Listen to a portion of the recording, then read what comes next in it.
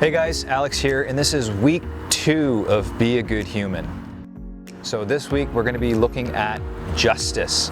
And justice reminds me of a lot of things. As some of you may know, I served our communities as a police officer for almost 5 years.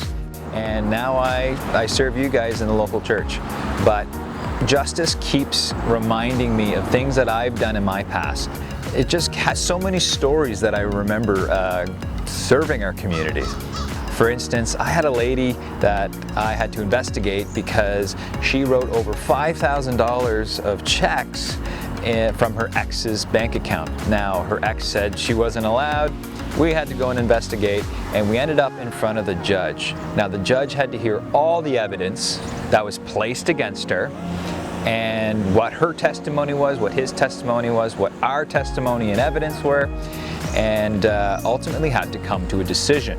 Now, the judge has to rely on the evidence that was provided, but also past experiences and maybe what this person had as a prior convictions or prior things that were against them, and has to rely on things like case law to make his decision. So really, the reality of it is the judge's opinion is relative. He's making a decision on his past experience and knowledge and the evidence placed before him.